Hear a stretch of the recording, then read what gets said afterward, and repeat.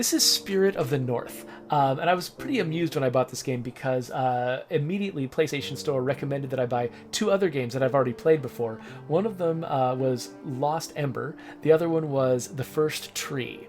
And those are both games about foxes, mystical foxes, wandering around in beautiful worlds. And Spirit of the North is the exact same idea. You know, you are a mystical fox exploring a beautiful world. I am fascinated by the fact that this is such a compelling idea out in the zeitgeist. There's so many different people who want to make games about mystical foxes exploring beautiful worlds. So, I need to quickly adjust my camera. I actually let my son play this game for. He was watching me play it, and he was absolutely fascinated by it. He's like, "I want to be a fox. Can I be a fox, Daddy?" And so I let him play it for a little while. That meant that I had to set the camera to standard. So, from what I've seen so far, you are a fox that is exploring this icy wilderness. There is a spirit fox out there that I want to follow. It has something I want, or it knows something I want. I don't know exactly why I'm following it. I'm following it because that's the objective of the game. There are also these dead bodies of shamans, and I need to bring their staffs to them. It's like a collectible mechanic, I think. So my controls are all things that foxes do. That was just a circle button, which is my bark button. Part of me kind of hopes that maybe one every 10 million times that I press the circle button, instead of barking, the fox will go gring ding ding ding ding ding ding ding ding ding ding ding ding ding, or maybe wap pa pa pa pa pa pow, a wap pa pa pa pa pow. It hasn't done it yet though, and my son actually sat there and made it bark again and again for a really, really long time. The triangle button wags my tail and also vibrates my controller. So it's like my hands are directly on the fox's butt, which is kind of fun. The A button, of course, is jumping to your death, which is what foxes do. And what I was looking for was where that... Oh, the spirit fox landed up there. So when I first played this level, I thought I needed to actually get up onto that platform with the spirit fox. I don't think that's actually true. I think what I need to do is just bark at it from here. And then it moves on. So it can walk on the sky, which is just completely not fair. So it's headed up to that platform, which means that I need to get there as well. So I think probably the best way to go is to climb up this snow. So you can see they put some thought and attention to like making sure that I leave a trail in the snow. The snow feels, like it's got some texture to it. It's not quite, Red Dead Redemption snow, but that's not really what you come to this game for. You didn't come to this game for like, amazing cutting edge snow technology. You come to this game because you want to have a relaxing experience with a mystical fox, which is apparently an experience that a lot of human beings want to have. So one thing, this game does not hold your hand when it comes to navigation. So you can kind of see, okay, the fox went down in that direction. That seems to be where I'm headed. Whoa! Oh, okay, I'm fine. I'm a mystical fox. I can live through anything. Fortune Rocket points out that this game is pretty, and I agree. Alright, so I'm going to head through this cave because that is where that fox went. But let's pay attention, let's orient ourselves. So behind me is this cave. The first time I did this, I ended up going in circles, and I came back all the way to the beginning before I realized I'd gone the wrong direction. And you'll notice, by the way, I'm picking up on the fact this game actually seems to have very simple scripting. You'll notice when I dove off that cliff, I landed in the water, and then I came out, my fox shook itself off, did this like shaking water off animation. At first I thought, it does it every time it leaves the water, but I don't think that's actually true. I think that what happens is, the first time you leave the water in that room, they script the fox to do the shake-off. Because the first time I played, I didn't actually jump off the cliff into the water. I ran around the long way, and went through the water from a different angle. It came out in a different place and did the shake-off there. Then when my son played, he didn't go into the water at all at first. He barked at the fox. He didn't go into the water for a long time, and the first time he got out of the water, the fox did the shake-off, but then never did it again. So it feels like they're using, rather than sort of building a lot of like intrinsic behaviors into this fox, they are doing just very simple scripting moves to make things happen. So notice, I gotta pay attention. So I'm turning left here. I don't want to get turned around again like I did last time. I don't have much of an indication of where I'm supposed to go. During the very first level, during my first playthrough, I actually got completely lost. I was supposed to find the dead body of a shaman. Oh, hello, Fox. Oh, I guess you just went the other way? All right, cool. I was supposed to find this dead body of a shaman, and I just totally missed it. My eyes just shot right past it. I didn't know it was there. And so I ended up wandering all the way to the end of the level, to the beginning of the level, back to the end of the level. Had no idea what I was doing. So this is definitely not the kind of game that holds your hand and tells you exactly what it wants you to do. It's silent. It gives you a little bit of, button tutorial stuff. And that's, hey, that is not fair, dude. Come back down. Hey, some of us are normal foxes. Yeah, that spirit fox needs to learn something about accessibility. So yeah, it'll give you little button prompts, and that's pretty much it. It's up to you to figure out what you're here to do and what it's supposed to mean. Hey there, buddy. Coming back down to Earth with the rest of us? That's cool. Okay, so you're going up there? Okay, so I could bark at you, but hold on. Let me make sure I haven't missed anything here. Okay, so I went down that slope. Yeah, it looks like there's only the one way back.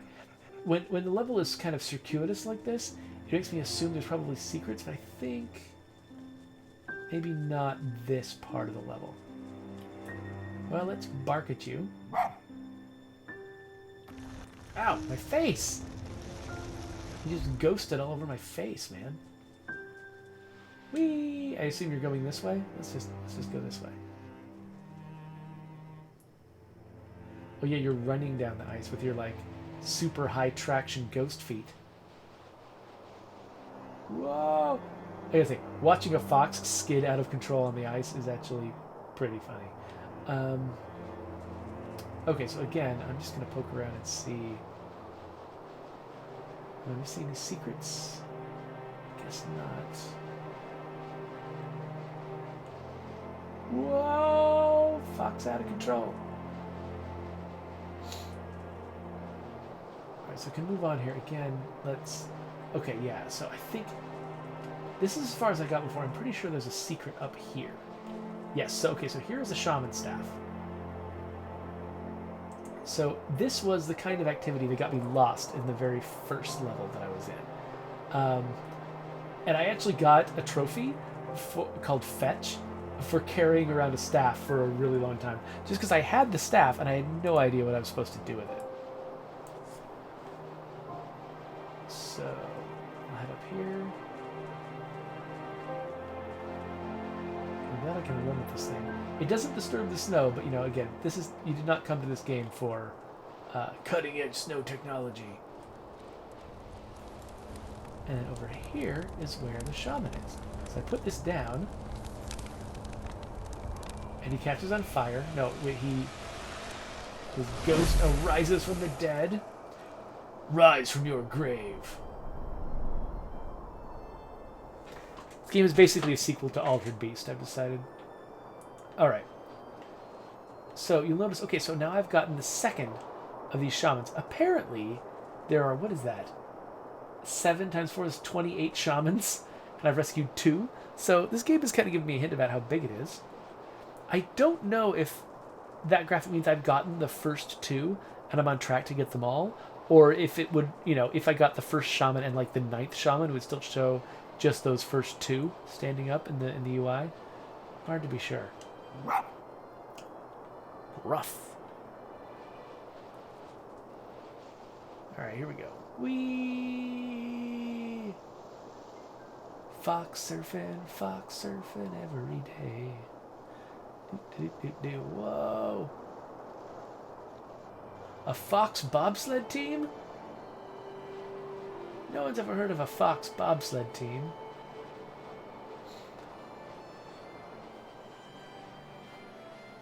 Well, only one way Spirit Fox could have gone. Unless it can walk through walls or something. And more ice! Oh, okay. More ice! Whoa! Woohoo! This game is very blue. This is like the bluest game I've played in a long time. I feel almost like I should be putting like a color correction filter on my picture. Like my picture being so yellow is actually a problem. Like it's interfering with the beautiful blueness of this game.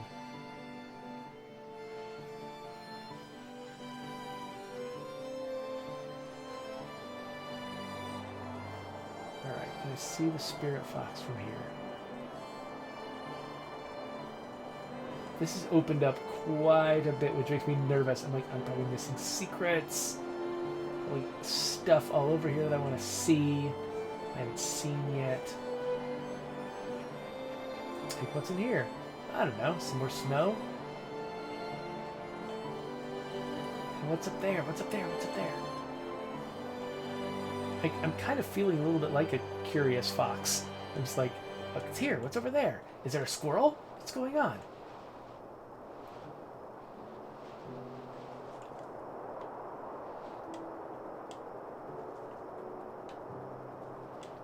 Can I get up here? Yeah, I can. Should I have? Probably not. I don't know. It's pretty. I can see a long ways. Woohoo! Fox diving! Alright, yeah. Nope, that was just pretty. Unless I totally missed a secret or something.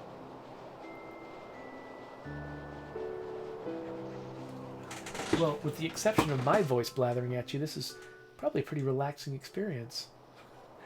Just very simple, light music. Sort of the background noise of... Wait, what's this? Spirit Fox? I think I saw the Spirit Fox. I can barely see it. Way off in the distance. Yeah, just, you know, simple, relaxing music. You can just barely hear the piano music in the background, and then the wind whipping through the canyon. Not in a violent way, just in a subtle, white noisy sort of way. Oh, dead guy. Okay, so staff. Where is your staff? Here it is. Oh wait, I didn't say bark, I said pick up staff. Oh no, it's like a monkey trap. Oh wait, no. No collision on the staff. And his body catches on fire! The fire of immortality. Hey there, awesome Twitch dude. Thanks for joining us. Wait, what? Have I unlocked a white fox? Is that what I did? Options button. More options. No, not controls. Oh wait, I gotta say, wait, hold on. Okay. It'll be that fox. But that is one of the prettiest control diagrams I've ever seen in my life. That is amazing. So I can wag my tail, I can bark, and apparently there's other things that I can do that I haven't figured out yet. And what's on the square button?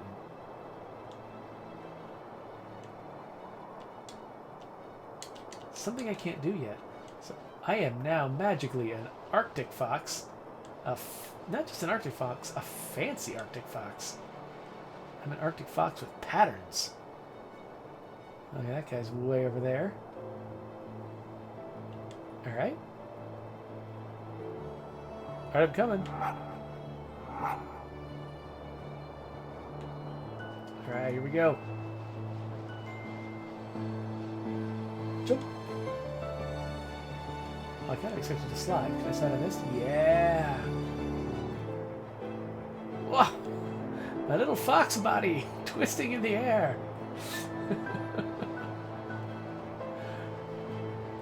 This game just skirts skirts a line of like horrific violence towards foxes, but then everything's always fine. Fortune Rocket says this game reminds me of Okami. This game reminds me of so many games.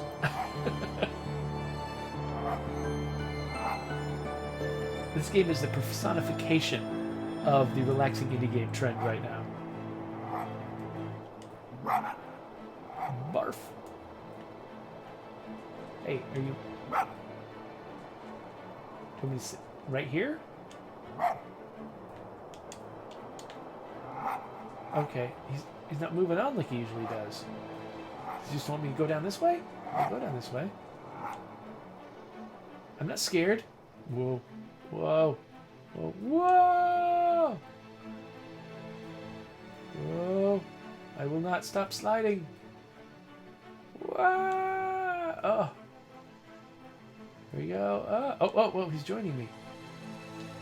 I thought I was alone. And there was one set of footprints. That's when the spirit fox was carrying me. Awesome Twitch Dude says, where do you find these games? I don't remember where I found out about this game. I think maybe Steam recommended it to me at one point, and I put it on my wish list, and when it came out, I got notified, and then I went and I found it on the PlayStation.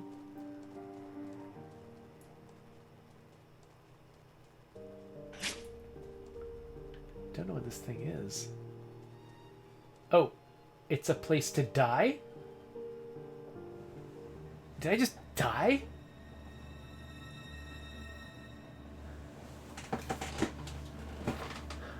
This game is mysterious. Was that my spirit leading me to my death? Oh, this is like some kind of vampire fox that, like, gets magical power from my death. It's like an evil demon fox. That's what this is. Aw.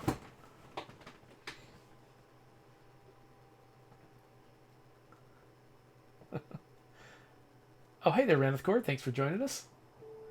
Alright, so I guess I'm okay now? Wait, am I not okay now? Oh, what? Wait. It had to spawn the level before the cutscene. I bet that was a bug. I bet that somebody is, like, annoyed that they didn't get the chance to fix that before they shipped. Okay, yeah, so I was supposed to see that after I was awakened by the other fox.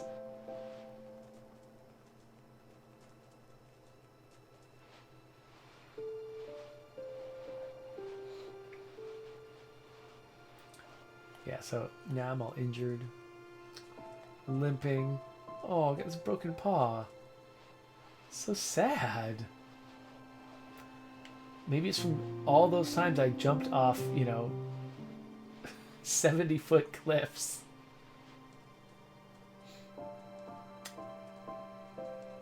So, awesome Twitch Dude, I am aware of the Watchtower bug right now in State of Decay, where State of Decay 2, where people assigned to Watchtowers will shoot their allies harmlessly, but annoyingly.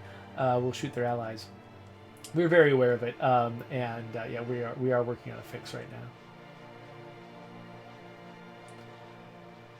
Maybe we'll even have one out by the time some folks watch this on YouTube.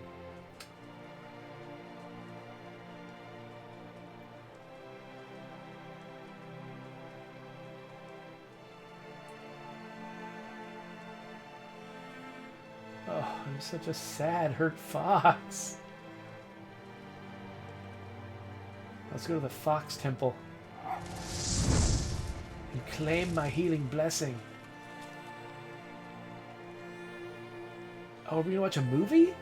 Sweet. It's like a Fox IMAX.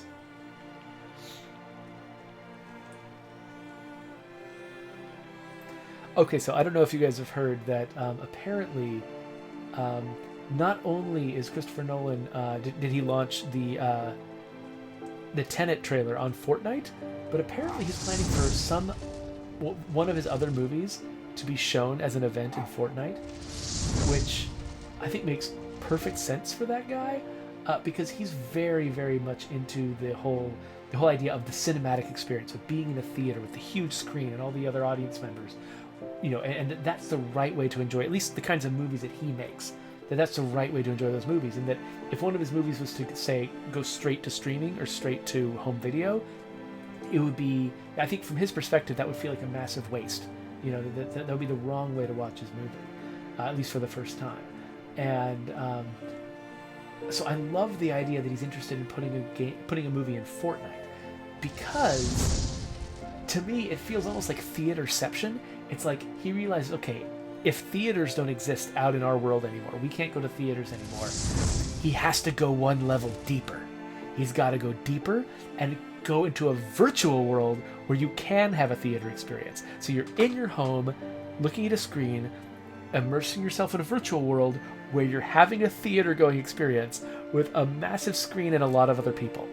I just absolutely love that idea of not insisting on a theater-going experience by making people leave their homes and go to theaters, but having them get more absorbed into their smaller screens at their house and imagine themselves inside a larger world where they can go to a theater, and that still counts as a theater-going experience.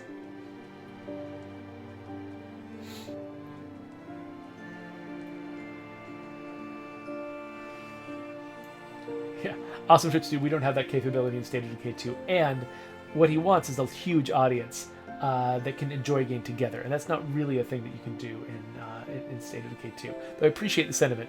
Awesome Twitch dude was suggesting that, yeah, that they should show movies in State of Decay 2. But yeah, that's we're probably not the right venue for that. Okay, so here's a staff. I don't feel like we've seen a shaman. Unless, wait a minute. Is that a shaman over there? I was sitting here just talking about my Christopher Nolan theory. No, that looks like that's just a skeleton. I mean, this might have been a shaman at some point, but I think this is not. It's not what I'm looking for. Historically, I've always had to backtrack to find shamans after I found their staves, but maybe in this case I can find it by going forward. Let's see if that's true.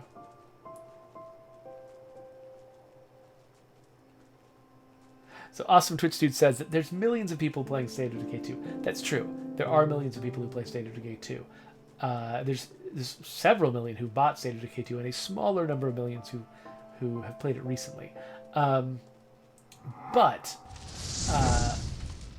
they play them usually solo, occasionally in groups of 2 to 4. It's not the same thing as having 50 to 100 people together watching a movie, socializing.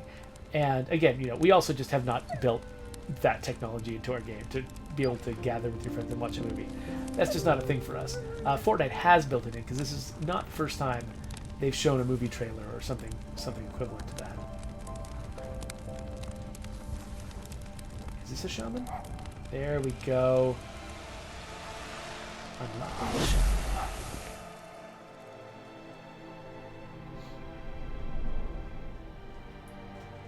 14 Rocket says that we should let folks control the zombies in State of Decay 2. That is something that people have suggested. Ooh, I missed one. Oh no. No. I hope that if I complete this chapter, I'll get credit for it if I go back and just get the one that I missed. Because that would be sad if I could just never go back and get it. I'm certainly not walking back now on this broken paw. But yeah, people have suggested controlling the zombies. There's only some zombies that'd be interesting to control because they die so fast. Controlling a feral or a juggernaut might be interesting. Almost all the rest of them just would not be that interesting to play. One thing we thought about at one point was if you die in multiplayer, but you don't you don't have your head destroyed, it might be kind of fun to let somebody be a zombie for a few minutes. Have them transform and just control the zombie and just be weirdos. But at the same time, I mean, the whole point of this zombie mythos is that you lose control of yourself when you become a zombie. You're not in control anymore.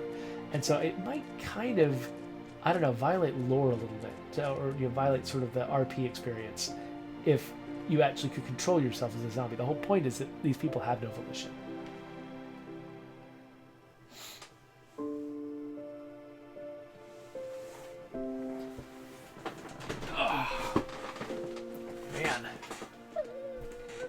just a sad fox death story.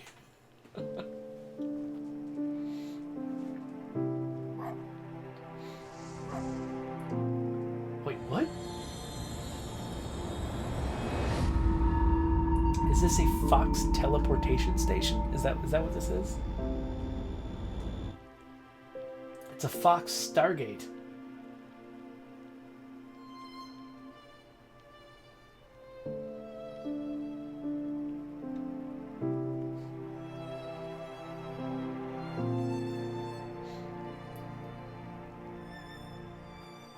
Okay, so have I been resurrected as a glowy spirit fox? This is even more reminiscent of Okami now.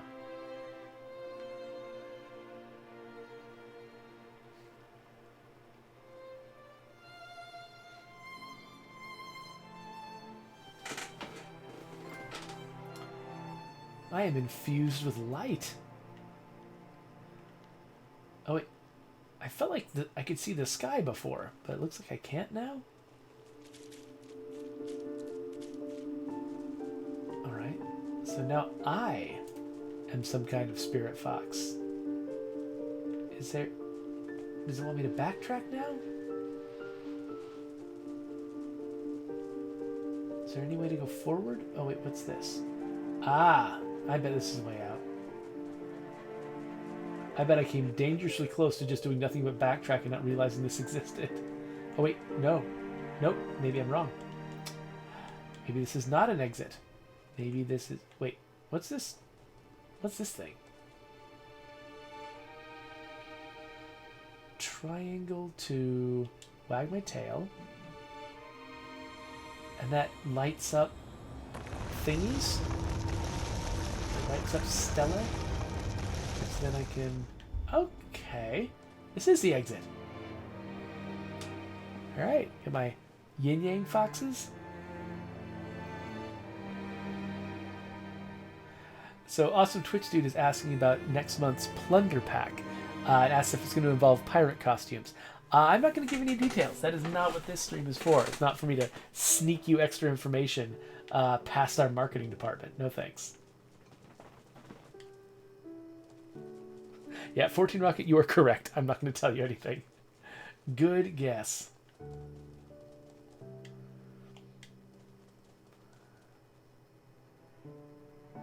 Awesome Twitch Dude suggested an update roadmap would be cool, maybe a few months in advance. So, the way we've been operating lately is that we've been very cautious about announcing what we do in advance, because if something isn't quite working by the date we originally thought it was going to work by, we want the freedom to delay it, you know, and have it come out later, which we've already done with a few features. So there's things that you don't know about that we were thinking we were going to have released by now, but we haven't because they weren't working yet, and we wanted to make sure they were good. And so that happens all the time. And so an update roadmap is appropriate for if... I mean, like, you know, whenever a game announces a release date, usually that game isn't finished. And people... But you've made a commitment that you're going to do whatever it takes to get that game finished by that release date. And you can make that kind of commitment about DLC, too. But usually you want to do it with something where you've got a lot more flexibility. Like if you're working on something that is fairly, you know, of a certain size where you can sort of shrink and grow it according to this. You've got room for it to get a little bit smaller if it needs to in order to make the date. Or if you've got a large enough team assigned to it, you can add extra people if you need to. You try to avoid crunching if you can. But with smaller stuff, like the stuff that we're doing now, it's a lot harder. It's like... It's a feature that like only one person can work on, or maybe a handful of people can work on, and it will just take them a certain amount of time. And if something goes wrong, it's going to take them longer, and there's nothing we can do about it. In those kinds of situations, you don't want to necessarily promise a roadmap, because it's so much easier for you to have to miss your dates. And people, you know, visit such consequences on you if you miss your dates that it's just not worth the risk. So I think if we were to, you know, sort of, and also there's certain things like, for instance,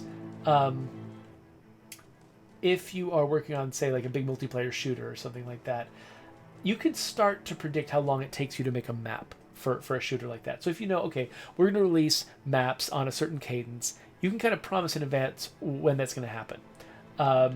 So you know, there's certain kinds of content that are predictable, and the fact that they're predictable means that you can make, you know, you can make promises.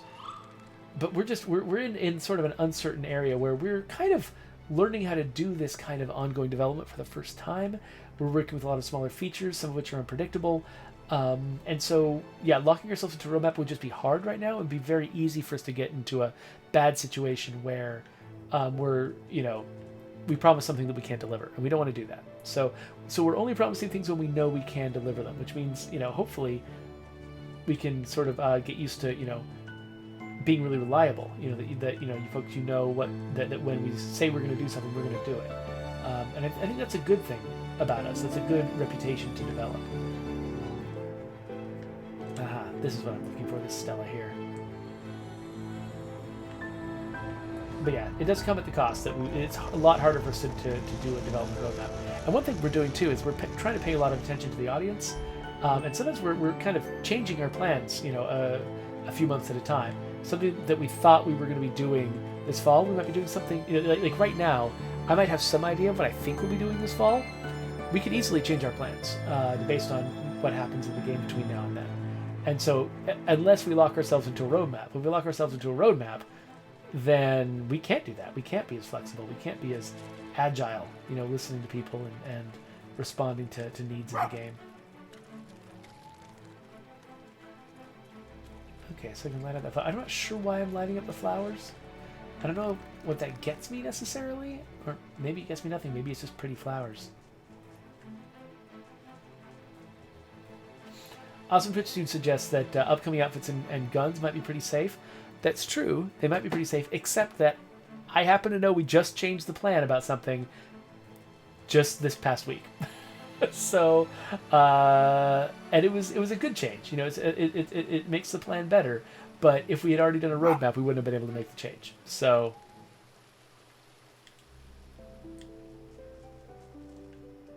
so far in our experience, being flexible like that has been mostly a really good thing for our process and for the game in general. So while I definitely see the advantages of having a roadmap, I know that it actually can be really fun for the audience to be able to sort of predict what we're doing, look forward to things. There's a lot of good that can come from it. We're also seeing a lot of good from not having one, and so, you know, it's a tough decision. But right now what we're doing is kind of working, and so my inclination is to keep doing what works. TLMC Plague suggests, I would love to see British weapons or outfits. When you say British, are you talking about specifically something like the World War II pack, where we showed, I think we mostly depicted American weapons in that? But there is, you know, I don't think all of the weapons were American, but I think a good number of them were, and they were all Allied. But there's a variety of different, you know, of different weapons that are very well known and well beloved that come from all different parts of that conflict. And I know there's a lot of people who would love to see more variety there. So that is something we've heard and we have in mind. Unless you just meant British in general, just anything of British make or manufacture. So what I'm doing right now is I know I need to get up to that bridge that I just created. At least I suspect that's what I need to do. The question is, can I get up on top of these rocks?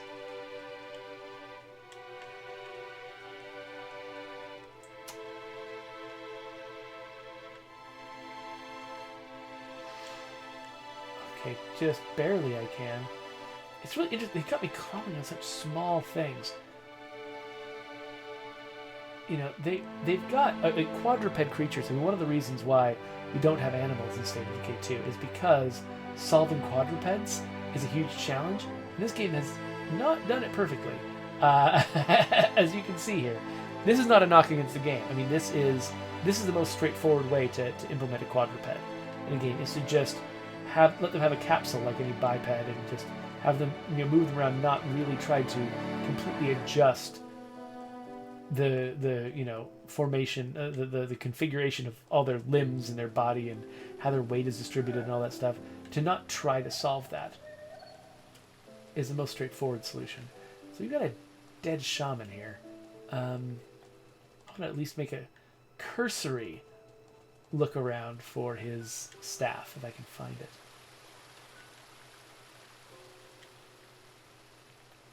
Up here? Yes, there it is.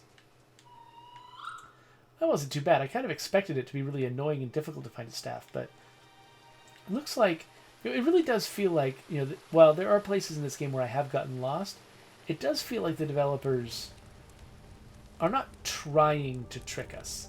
They'll put secrets in interesting places, but it doesn't seem like they're trying to put things in devious places.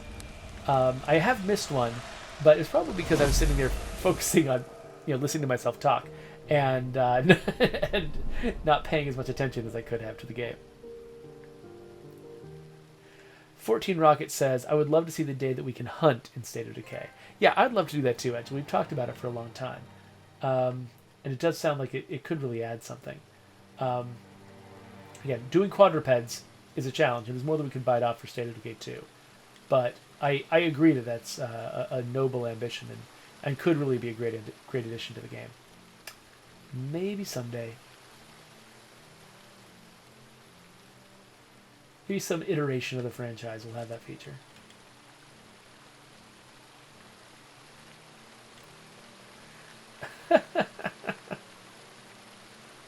So Awesome Twitch Dude says that when he watches Jawafawa, who's one of my colleagues at the office, then when he watches his stream, he just says no to stuff.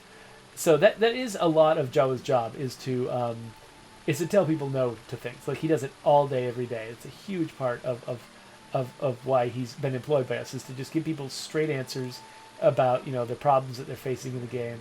He's very honest. He's very on the player's side about things. My whole job is to think about what the game could become over time. And so when you ask me questions, most of what I'm going to tell you is like my thoughts about what we could do in the future and my hopes and dreams and wishes. And it's kind of an irresponsible thing for me to be sharing some of those thoughts with you, probably. But yeah, so I think both Jawa and I are doing our jobs, and each of us sort of brings a different perspective to it because we have different jobs at the lab. Yeah, if we didn't have him there saying no to people, a lot of the rest of our jobs would be harder.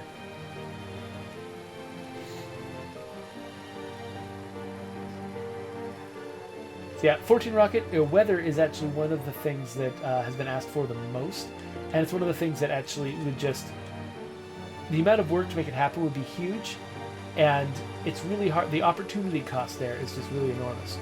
And opportunity cost is basically thinking of the cost of a feature, not just being like, how many people you would have to devote to it, how much time you'd have to devote to it, but also what those people could be doing instead. And if those people could be doing something different, it's more valuable, then it's really hard to justify having to spend having like a bunch of artists and tech artists and programmers all working on weather for a really long time. Then we add weather to the game, and ultimately the gameplay doesn't change that much. It's just a visual difference. And what if those people have been working on something that actually fundamentally changed the gameplay in some interesting way? Like if we think about those two futures, it's hard not to choose a future where they actually change the gameplay in some meaningful way, instead of just horsing around with the visuals. And the visuals are really important, but there's so many different things we could do with the visuals. Doing something that's that expensive, it usually compared to what else artists could be doing with their time, it's just really hard to justify. Can I climb up this? Looks like not. Looks like invisible walls. Okay, so I filled this up, I assume for a reason. I'm not sure what the reason was. Can I reach something I couldn't reach before? Oh, this right here. This is where I can go. Awesome Twitch Dude said that apparently Joe did agree that hazmat suits would be great. I agree. I mean, putting a hazmat suit in State of Decay Breakdown was my idea. Wanting to actually have a functional hazmat suit. I love that idea. And so, yeah, I would love to put that in State of Decay 2. It just, it's behind a lot of things on the priority list. So, we're not doing it soon. But if I got the opportunity, I would jump at it. Absolutely. TLMC Plague is pushing for State of Decay in Europe. That's an interesting idea. I'm getting the impression that TLMC Plague might be European, perhaps English. The reason I suspect that is, number one, keeps bringing up Europe, and number two, this is a stupid time for an American to be awake. And if any of you are from America, what are you doing up this late? That's just ridiculous. But if you're from England, you just got up at a normal time. I think it's just normal morning there, so, you know, that's way less of a big deal.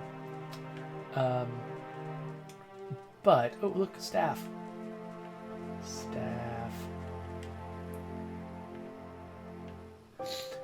But, so one of the reasons why we have stuck to places in rural America is that's where a lot of our, oh, can I, like, wag my tail at this? Looks like I can.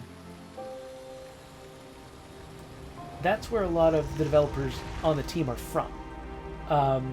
And so we know it really well. We know we can do an accurate job of depicting it. When it comes to, like, say, trying to depict... Wait. Do those dangly things mean there's a shaman nearby? Or does that just mean this is the way I need to go? If we tried to depict Europe, we'd get it wrong. Would have to employ an entirely different team of people to help us figure out how to depict Europe accurately. You know, make it feel like it really, you know, have someone from Europe get into our game and really feel like it's like they're at home. And we don't think we can do that on our own, you know. And so while we would love to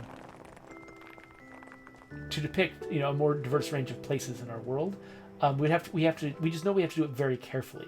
It's not something we could just do on a lark because we felt like it, you know, because because we wouldn't have all the shortcuts we have right now, building places that we know really well. You know, like Providence Ridge taking place in the Pacific Northwest. That's on purpose because that's where we're from, you know, that's where our company is based.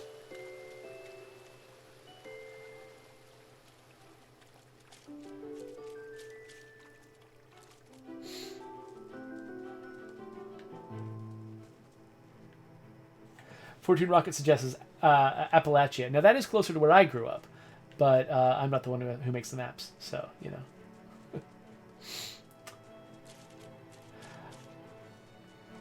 I wonder, is there another stela that I'm supposed to hit? And I'm carrying the staff around.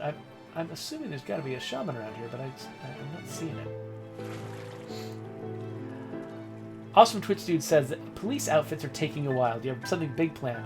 So taking a while is a hard thing to say because, you know, because somebody puts something on the wish list, like police outfits on the wish list, that doesn't necessarily mean that we're going to be doing them in the order they appear in the wish list. You know, it's not that, you know, as soon as someone put it on the wish list and it sort of got into the upper area where it kind of is right now, that's when we were like, okay, well, we're doing police outfits, and then it just took a lot of time. We're still carefully deciding what things we're going to do in what order based on a lot of complicated factors and decisions. And so it's not as simple as when you ask for it, a timer starts, and then we're either going to do it slowly or quickly. It's you know, when you ask for it, it's added to that list, and we take it under advisement. You know, that you've suggested some ideas and you've made it clear that you guys as a community want something, but then it is still very much, you know, it's up to us as you know, as sort of the creative people responsible for the final product. It's up to us to make sure we're putting, you know, that we're updating and advancing the game in a way that we feel like, you know, is the smartest and best way to do it. And that's not always going to be doing things in the order that they appear in the wish list. So just the fact that something is high on the wish list doesn't mean we'll ever do it, because there might be a good reason not to. And it doesn't mean that we're going to necessarily do the top things first all the time. There might be really good reasons not, you know, to do them in a different order.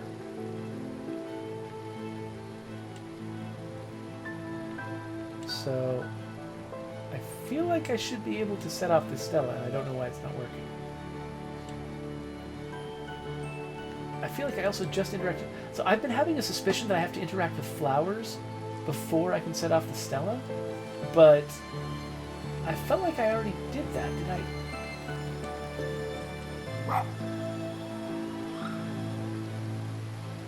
It's doing... Okay, so I think when I have when my fur is lit up, that's when I can interact with Stella. So if my fur doesn't light up, that means that I didn't get the thing that I need. Yeah, that seems to be how it works.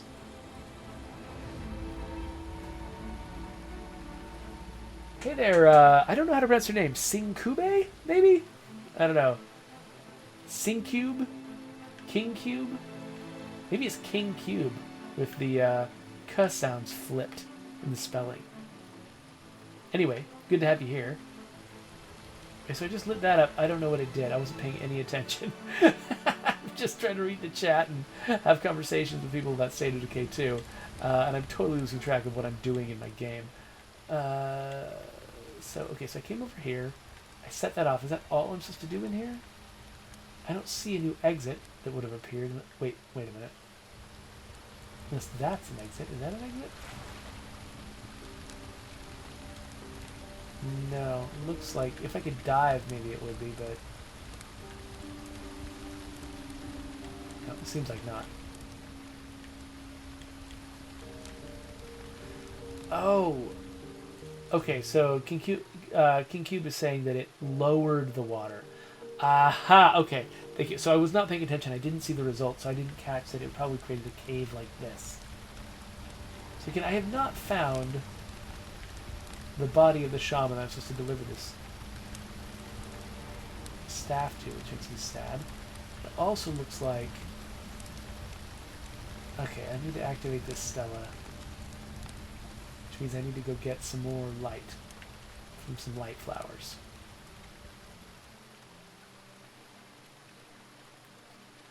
So there were 2 clusters of light flowers here, and maybe I can only get 1 charge at a time, so maybe one of them is still... So was it this one that I already grabbed? Or maybe it doesn't matter. Maybe I can just always get light from a light flower, and I can just only do it once before I'm full up, and I need to expend it first before I can do it again. Well, thank you for your help, King Cube. I probably would not have figured out what was going wrong.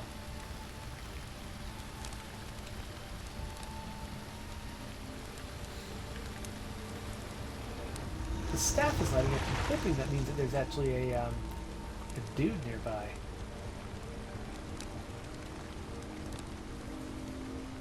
Okay, it fills it up again.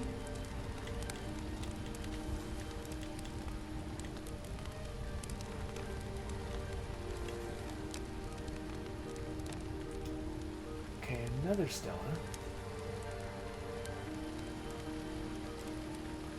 Just gonna keep picking up and putting down this... Oh, no, don't fall off. Keep picking up and putting down this staff until I finally find the shaman. Unless I just am not gonna find the shaman.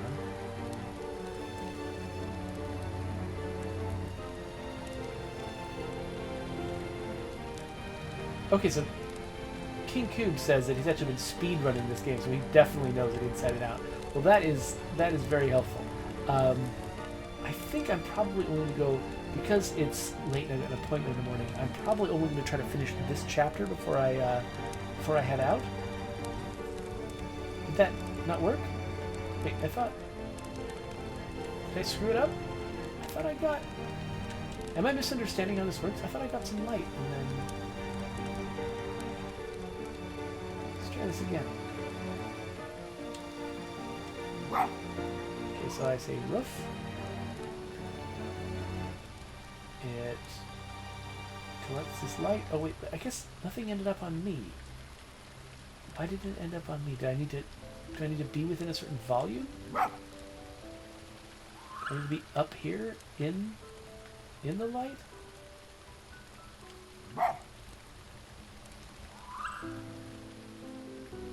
There we go. Yeah, I guess I have to be close to the flower in a certain way in order to get the light on me. And then I can come over here. Wait, was it over here? No. Wait. I can come up here and activate the stela.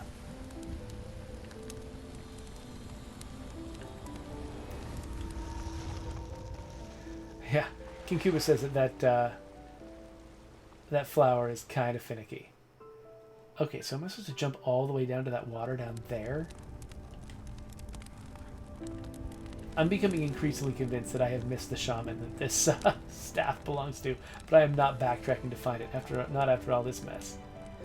Wait, that's not him over. Every little rock looks like a shaman to me.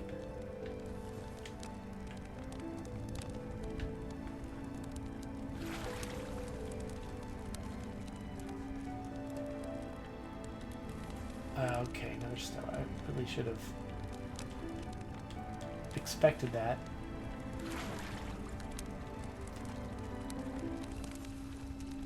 Okay, how do I... hope I'm not stuck here.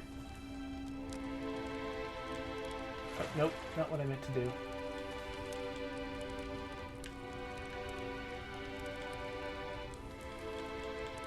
Okay, I'm trying to get out of this hole. Okay, yeah. So, King Cube is reassuring me I'm not stuck.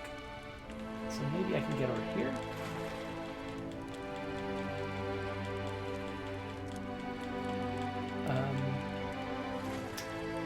Maybe I can jump across the gap if I start here. That doesn't seem intentional. It seems like oh, wait. Alright. Set this thing down because I think I need to pick up flower power, but this is finally the time when I need to actually deliver this. Yeah, that does not feel intentional. That doesn't feel like that's how it was supposed to go.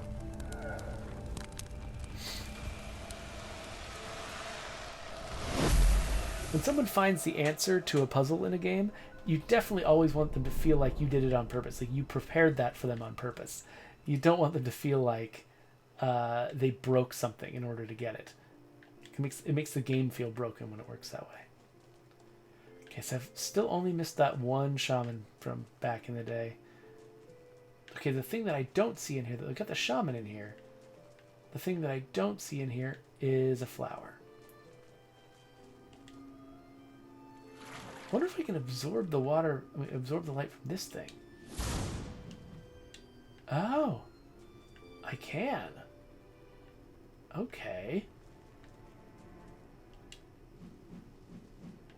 So I can absorb it from one and give it to the other. Okay, so King Cube asks, what am I researching for? So I am... Yeah, I'm a developer on State of Decay 2, and I'm not researching a specific thing right now. I make a habit of playing tons and tons of new games, especially indie games as they come out, because there's just there's so much crazy creativity just going on all over the industry, and I feel like I benefit a ton as a developer from seeing what other people are doing and playing other people's games. And so the reason that I stream is because it helps me a lot to sort of think clearly about what it is that I'm learning and what it is that I'm observing if I've got people to talk to about it. If I'm not just playing the game on my own time, but I'm also demoing it for people, showing it to people. When I'm showing it to somebody else, then I sort of solidify the things that I'm learning about it in my head a lot better. So that's what you're here for, is to help me with that as I'm trying to figure these things out.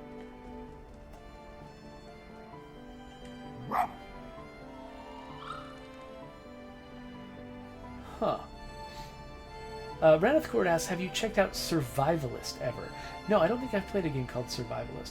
I have been trying out another few sort of survival crafting games lately.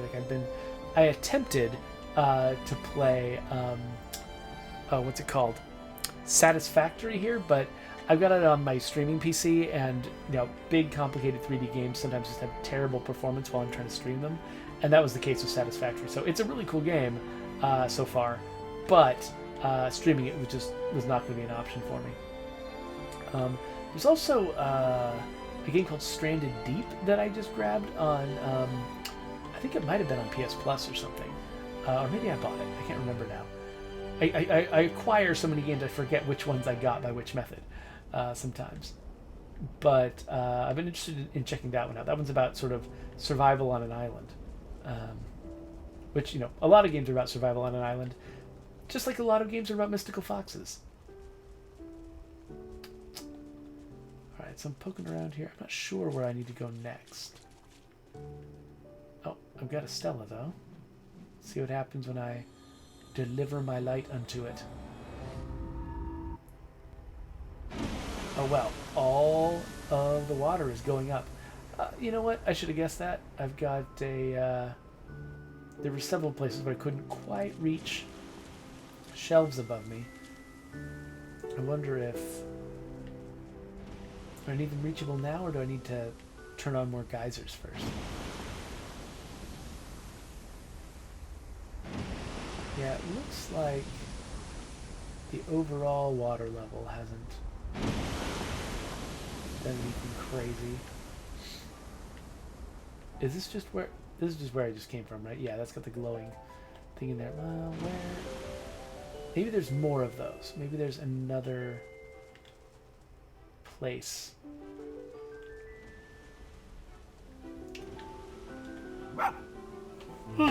I'm starting to get really tired, so I hope this chapter wraps up soon so that I can head to bed. I think this game only saves at the beginnings of chapters, and so that's why I want to make sure I finish one.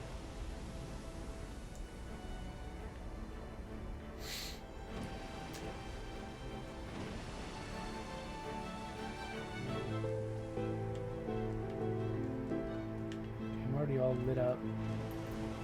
I don't know if there's anything besides flower light that I can get up here. I wish I could tell which direction I came from. Did I come from those... No, that looks like a destination. It's got a dark stela on it.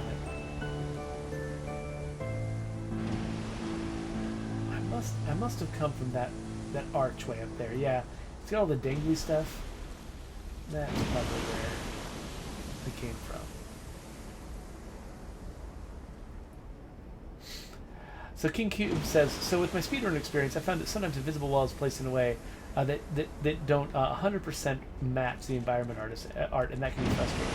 Yeah, no, I agree. Actually, that's one thing that a few of the bugs that I found recently in State of Decay 2 were that kind of bug, where we placed an invisible wall to be safe, but we didn't actually... we don't always catch whether or not an area on the edge of a map is actually visibly arranged in a way that seems like it justifies the invisible wall. Most of the time we do get it right, but now and then it's easy to miss something when you're dealing with a huge map. Oh, so 14 Rocket has been asking about, how are we going to start bringing back some of the old bounty packs in State of Decay 2? So we haven't really... Basically, they're just going to kind of come back on a schedule. We're planning to have, enough packs so we can have basically a full year's worth of packs coming, in and out. And so we've had enough packs now that we should be reaching a point very soon where we will be folding old packs in, where we've got enough packs that we can start sort of bringing the old ones back and basically turn it into a really predictable cycle. Okay, King Cube, I would love to know what to look for here, because I'm starting to go to sleep involuntarily, and I'm not really sure what I'm looking for. I mean, I've got light on my fur. So I'm ready to find another stela, and I just don't see one that's ready to receive my light.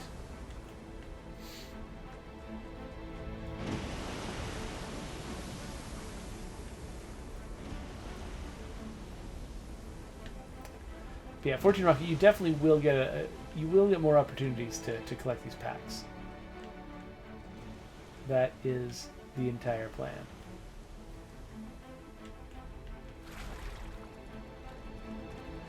What am I missing? Oh, of course. So King Cube just gave me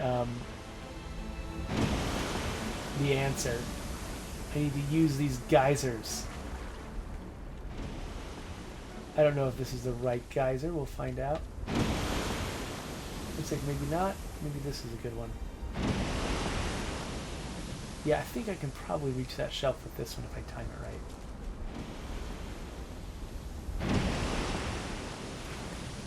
There we go. Thank you, King Cube. I was not going to figure that on my own. Because I feel like, I don't know, I had never run into geysers as being a gameplay element that I could actually use. I thought it was just illustrating the water levels rising. So yeah, it just did not occur to me to try to use them in a different way.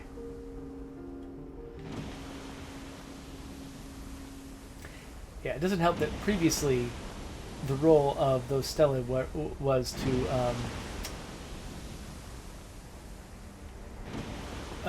was to raise water levels. So I just assumed the purpose of the geysers was to raise water levels, and they only had one purpose.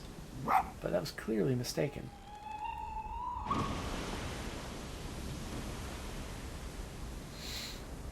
All right. So I assume I need to jump off this while the geyser's up. Whoa. That was vertiginous. All right.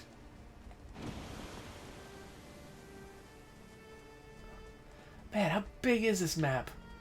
Sheesh.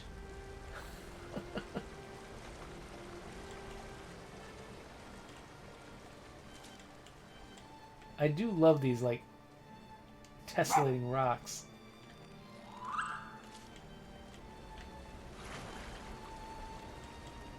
Alright, so I assume there's nothing over here. Yeah, nothing over here. Nothing in there.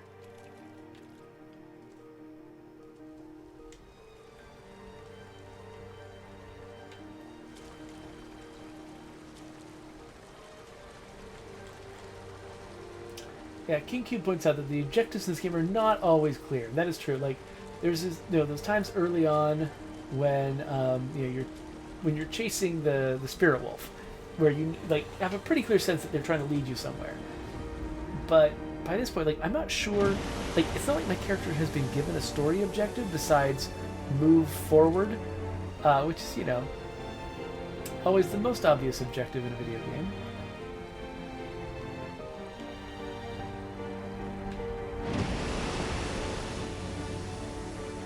But it doesn't do much to sort of inform you about what else you might need to be doing. It doesn't give you a lot of other context clues to help you figure out the details of your objectives. Oh, I got a staff. That's not what I came for, though. I came to be lit.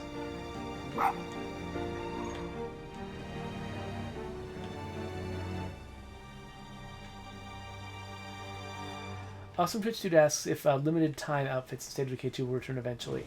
We haven't made any specific promises about that, but I wouldn't be surprised. I mean, we don't want to, we tend to not want to waste things. We have the attitudes of apocalypse survivors where, if we've got something valuable, we don't want to throw it away.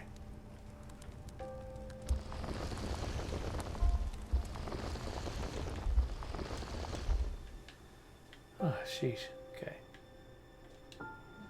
Oh, I guess I didn't need to set that down. I need to set it down to get light, but I don't need to set it down to use light. Okay, so something opened over there on the other side. Maybe this will be a chapter boundary. Oh, sheesh. Okay. I would like to get up you, rock thing. Oh, come on. No! Not what I wanted.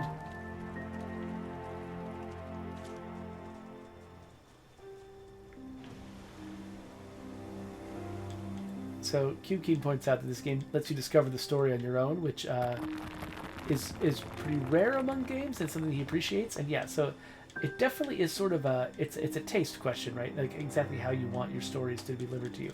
Some people really don't like it to be mysterious, but other people really love it. For me, I can appreciate both, just depending on sort of how well it's done.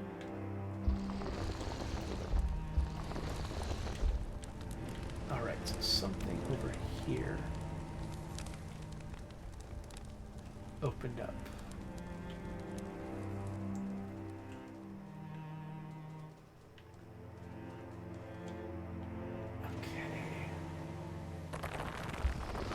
assuming...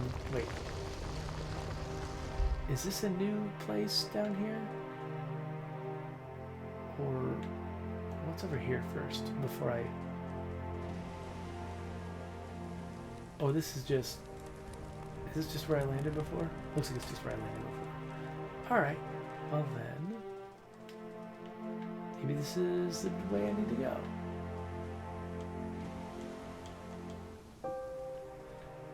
Yeah, I imagine this might be an interesting game to speedrun, because... Is that a way I can go over there? I'm not going to risk it. Because you benefit a lot from knowing what's expected of you.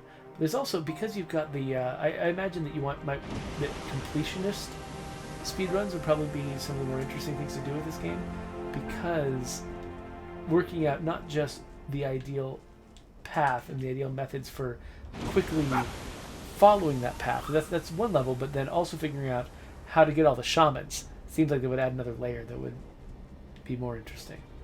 Okay, I think I'm lit, so... See you later, TLMC. Thanks for joining us. Okay, I'm lit up. I want to get probably over to that stela. Oh, that looks like a level ending stela. So the question is, can I get there from where I was? Oh, wait a minute. This one's already lit. This isn't like where I started or something, is it? But then there's this other one over here. Okay, so I'm wondering if I can get to that one. It looks like maybe not.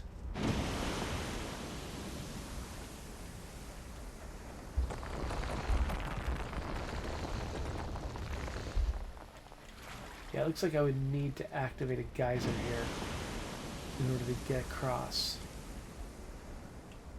I'm going to try walking up to this thing, even though the last one murdered me. I'm going to try walking up to this thing and see what happens. See if it gives me any options. Oh no. Oh no. I'm getting so close, but I'm feeling so dead. No. Okay, but I can hit the triangle button.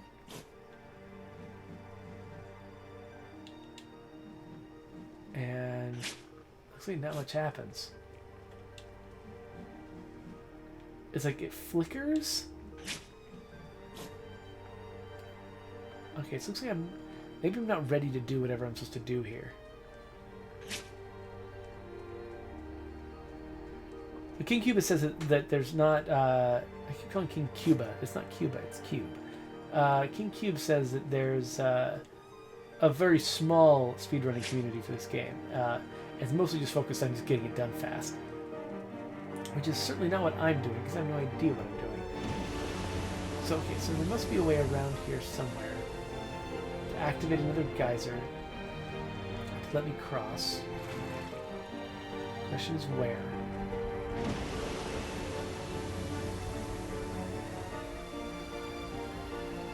Up there.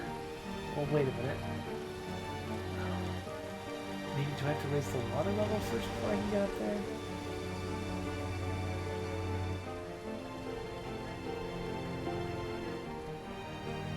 Alright. Fuck, I'm so close. It feels anyway like I'm so close.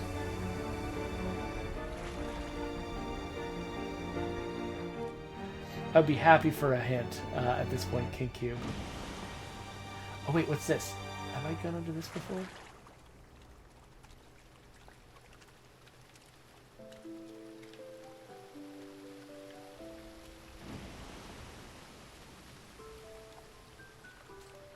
I really appreciate having an expert here in the chat. It makes this so much more possible. So Fortune Rocket asks, geyser? Yeah, so I can use that geyser to get across part of this path. There's a second jump that seems like it requires a geyser too. I've got one stela that I've seen but that I can't reach. And I've got this crazy red one in here that seems like I can't do anything with. Oh, King Cuba says that I can actually make that jump after the teeter-totters. Okay, so yeah, that's another danger with games like this, is if a player misses something once, they might easily start believing that it's impossible. Whoa, okay. That was more than I expected. Okay, so just the geyser might have been able to get me across that, honestly. I've seen that happen. I'm betting that also using the teeter-totter properly probably could help a lot too. Yep, I can totally make it. I just, after missing it once, I just believed I couldn't. And that was that.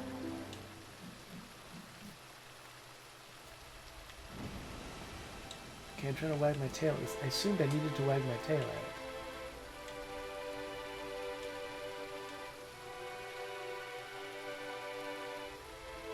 it. Yeah, King Cube is mentioning that yes, that geyser is incredibly No! Not what I intended to do! No! No, I'm so sad now. I gotta go all this way now. I am gonna fall asleep. At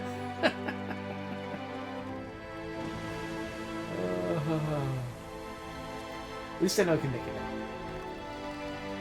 Now you shake off. When does the fox decide to shake off? I assumed it was just scripting in the earliest level that involved that. But yeah, no, he does seem to do it fairly often. I just don't know what the rules are. When does he shake it off? When does he not? Definitely times I've left the water without shaking it off. Okay, I'm here again. Is it? Oh.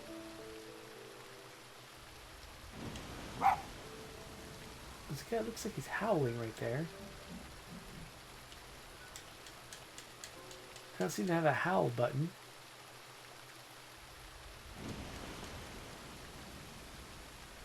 Oh, King Cube says that shaking is based on what your time in the water or if you have a step. So I said at the beginning of this video that I assumed that because I saw the shaking happening at different times, that meant that it was not an intrinsic behavior of the foxes, that it must have been scripted. I think I was wrong about that. It sounds like from Cube's story that's not how it works. So I misunderstood. So why is this wisp over here? That's one question. Am I supposed to understand what to do over here? That's another question. Okay, looks like the wisp came with me this time. What am I missing? What am I missing?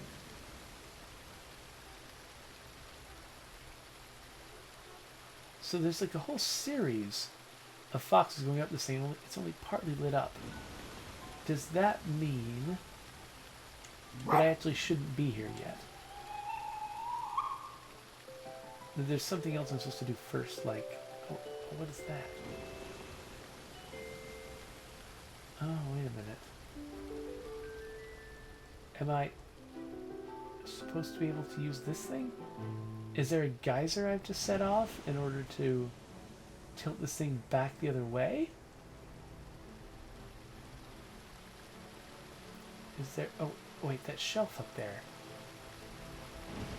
Can I make little hops across here and get there? I assume not? It doesn't look like I can make it over to that shelf. I don't know.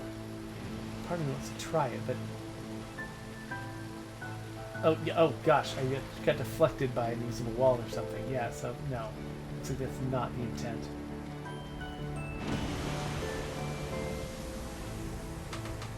Awesome Twitch Dude asked if I played much on the Switch lately. Yeah, no, for a while I was actually playing a ton of Slay the Spire. I just recently streamed a game called Good Job on the Switch, which was pretty entertaining. For a while, the Switch was my go-to entertainment device when actually trying to get my son to go to sleep. I play games that were kind of too grown up for him to understand, and that would help him go to sleep. Oh. So yeah, I am up for, like, maybe this is not a thing I'm going to interact with. Maybe this is just a thing that tracks my progress through the level, and there's other things I need to do instead. This is not looking navigable to me.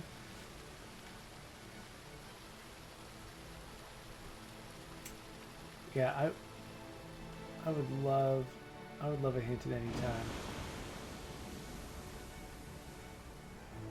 Okay, King Koopa says it's the third seesaw on my right. Do you mean this one right here? That it's, and he says it's an odd jump. Do I really need to get on this thing? That's my guess about what he means, right? Because I think there's two seesaws on this bridge. Yeah, that's the only seesaw here.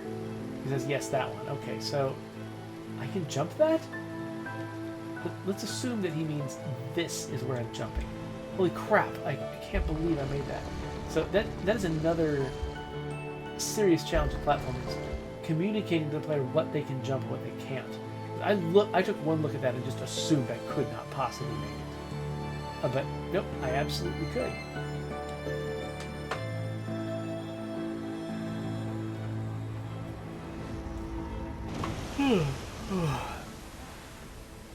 Okay, so now I can reach the one that's on that shelf.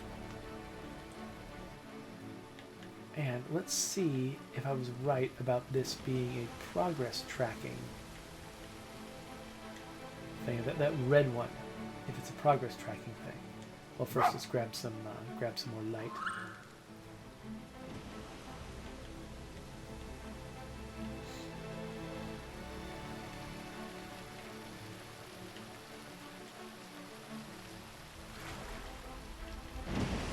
Well, since I'm...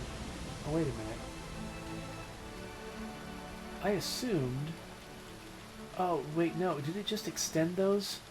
Oh, crap. I was supposed to drop down under those, wasn't I? Gah. Gah. So King Cube says that he knows that this section is a hang-up for a lot of people. Yeah, so it is really easy when you're doing level design to, like, come up with something that sounds completely reasonable to you while you're thinking of it. But then you never really know if it's going to work until you've seen it in action and seen other people trying to figure it out. And at that point, it's very easy to suddenly realize, oh, stuff that I thought was going to be obvious is not obvious. Stuff that I thought, was going to be an interesting mystery was a boring slog to figure out. And you really can't always know up front. With experience, you can sometimes get better at predicting it, but you can never know for certain if something is going to work. Okay, I can't look down very far. Okay, so...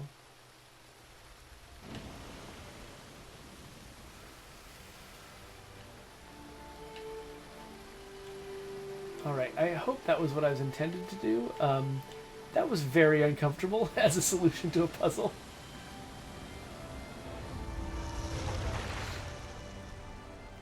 Okay, so that thing springs a leak. And then what?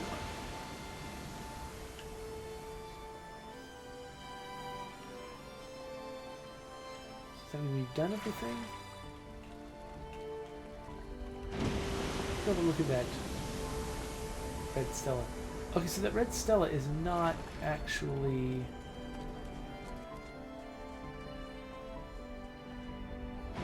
Okay, so I thought maybe as I was accomplishing things, that red stela would show progress, like more parts would start lighting up. But it looks like that's not what's happening. So I misunderstood what that might be. Okay, yeah, so 14 Rock pointed out that tunnel opened, but is that even... Oh, maybe that is reachable. I assumed from my previous experience that was not reachable, but maybe it is. Okay, I can't get to it from there. I have to... Maybe I can make this jump.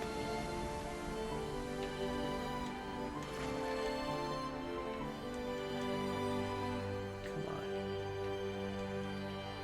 I actually kind of assumed that this was opening up something from the other side. It was just opening up an access to an area I'd already been to. Maybe that's not the case. Maybe this is... Oh no, it unflooded this area. It's the same place. I didn't have to get up that way. I could have come back up the other way, but now it's open. And now I can get in here to this stela.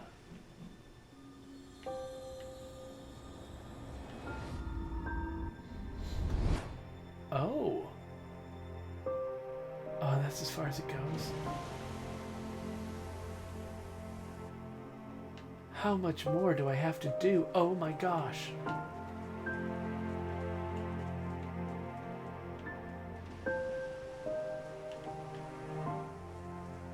All right.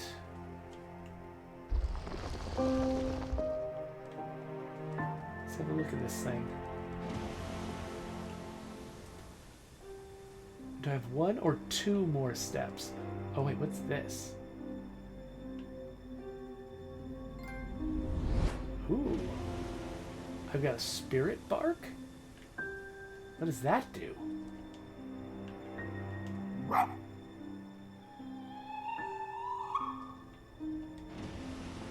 Nothing?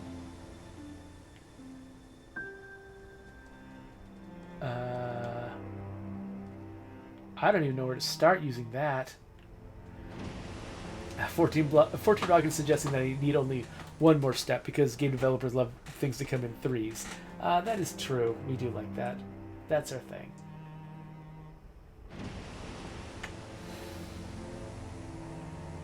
Oh, okay. So King Cube is saying I need to hold the bark button. Let's come back here where I was first told to do that.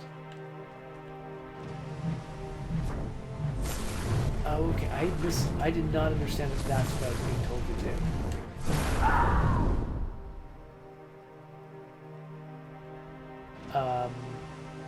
Okay, so maybe that's something I need to do to the red thing? Let's go get some more light. Wait, where do I get light around here?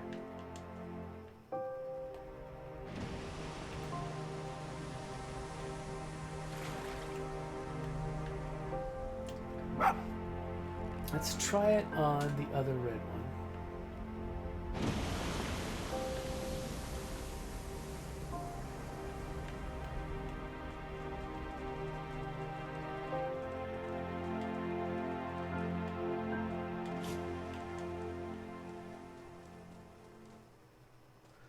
I like how they communicate how oppressed I feel in here. I mean, I can really feel it. Like my character's slowing down, my animations change.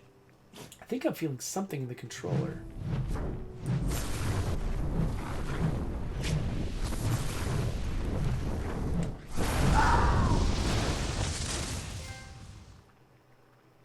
Alright.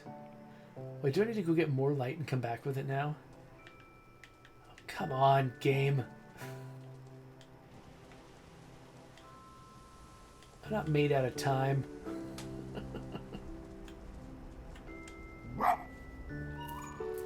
Awesome Twitch dude asks if I'll stream tomorrow. No, I think my wife and I have plans tomorrow, actually.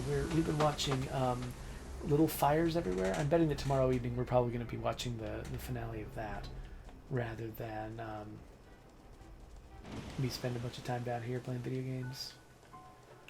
Lately, my pattern has been to play Thursday and Saturday nights because those are the nights when I typically don't have something I have to do immediately in the morning. Now, I actually happen to have an appointment in the morning this week, and I'm a psycho, which is why I decided to still stream even though I had to get up early.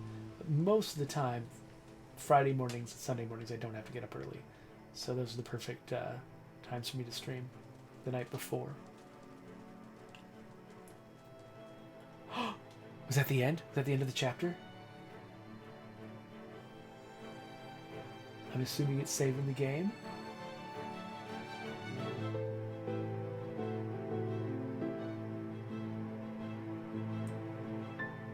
Come on. I mean, you can't load a level without saving the game, right? That'd be crazy. 14 Rocket is now seeing sunlight. Yeah, we're up way too late. Chapter 4. We have chapter progress saving that's happening behind my head right now. So... cool. Well, this is a really neat game. I genuinely didn't want to quit in the middle because I wanted my progress to be saved because, you know, This game is interesting and cool, and I want my progress to matter. Thank you so much, especially King Cube, for helping me out with this. There's no way I would have gotten through in time to actually get a little bit of sleep tonight if I hadn't had your help, so I really appreciate it. And thanks everybody who's been hanging out with me. At 14 Rocket, you especially too, because you stayed up so ridiculously late for your time zone. Um, but yeah, let's go to the end screen. Spirit of the North. Um, it's another mystical fox game, but you know what? It's a pretty good one.